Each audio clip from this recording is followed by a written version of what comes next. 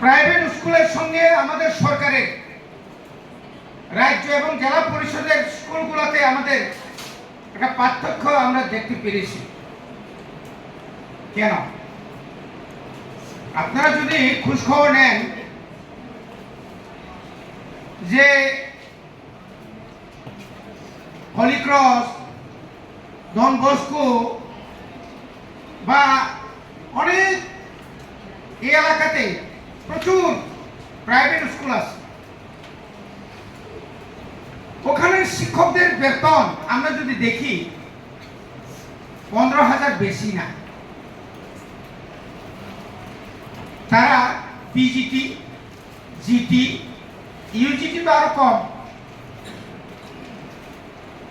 তাহলে পরে আমরা বছরের পর বছর এ কথা, এটা আপনাদের প্রাপ্য, আপনাদের পাওনা দিয়ে দিচ্ছে, বেতন বাড়াচ্ছে।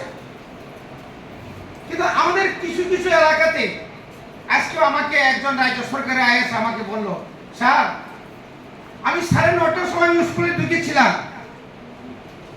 কোন শিক্ষককে পেলাম না। একদম রাস্তার লোকে কোন শিক্ষককে আমরা পেলে না। তামঙ্গই কেন?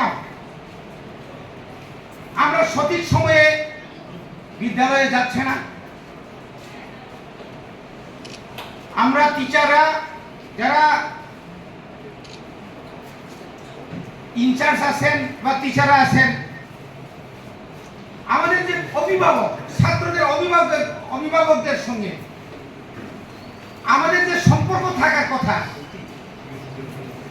কোথাও না কোথাও কোনো গ্যাপ থাকতে পারে। তুমি মানো পরিবাদিনো চিনি যে এই যে এনরোলমেন্ট কমিটি মানে তার মধ্যে দীর্ঘ বছর সরকার যাচ্ছে, সরকার নতুন করে আসছে, আবার যাচ্ছে, কিন্তু রিক্রুটমেন্ট ঠিক মতো হচ্ছে না। এখন আমিও তো এমএলএ ছিলাম 1988 সাল থেকে 93 পর্যন্ত আমি এমএলএ ছিলাম। তৎসময় তখন আমরা যেভাবে শিক্ষক নিয়োগ করতে পেরেছি, আপনারা যেভাবে টিচার রিক্রুটমেন্ট হয়, এডিসিও ধরনের রিক্রুটমেন্ট আমরা করতে পারি না। ন্যাশনাল এডুকেশন পলিসিতে এবং যেহেতু শিক্ষক এজ এ টিচার, যে এখন যে কোয়ালিটি এডুকেশন দেওয়ার মতো সেই ধরনের শিক্ষক নিয়োগ করা অবশ্যই দরকার। আমি আমার লাইনে আছি, আমি শিক্ষক হতে পারবো না। আপনি আপনার কাজ হচ্ছে উকালতি করা, আপনি এলএলবি, আপনাকে আমি যদি শিক্ষকতায় যদি নিয়ে আসেন, আপনার কিন্তু মন বসবে না। চিঙ্গারা ফ্রেন্ড ভাইয়া কম্পিউটার সায়েন্স দিক নন হঠাৎ করে তুম বাংলা এবং কলেজে থানা নাই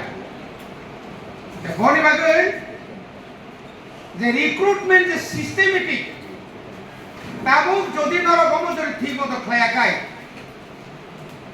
আপনার যদি শিক্ষকরা শিক্ষিকারা যদি সঠিকভাবে পড়াশোনা না করান, এনরোলমেন্ট যখন কমে যাবে 1633টা থেকে এখন 1624 থেকে আরো 1000 কমবে, 1000 থেকে আরো কমবে, বাবারে স্কুল আর বাড়বে না, আরো কমবে। আমার ছেলে আমার মেয়ে যখন বিএড পাস করে টেট পরীক্ষা পাস করবে, চাকরি দিতে পারবে না। স্কুল কোথায়? স্কুল তো আমাদের সব শেষ করে আমরা দিয়েছি, সময় মতো আমরা স্কুলে যাই না, তাড়াহুড়া করে চলে আসে, অনেক সুকোষ নোটিশ অনেক দিয়েছি, সাসপেনশন করেছি। এইভাবে যদি করতে থাকে, এইভাবে যদি হয়, তাহলে তো আমরা যে শিক্ষক সমাজের আমরা সবচেয়ে উচ্চ স্তরে আমরা আছি।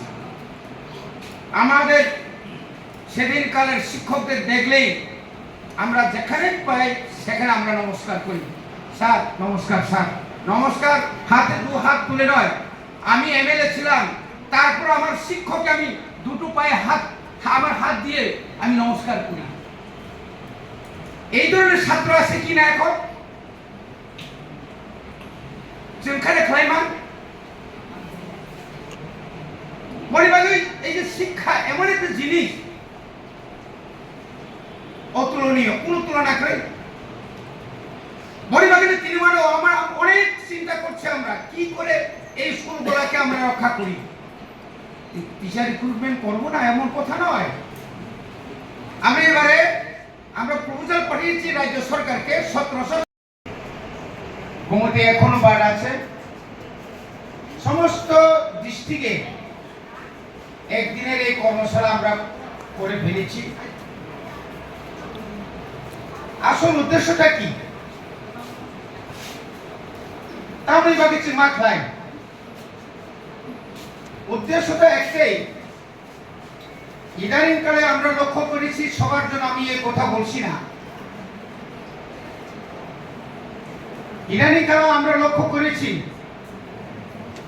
জেলা পরিষদ এলাকায় এবং জেলা পরিষদের বাইরেও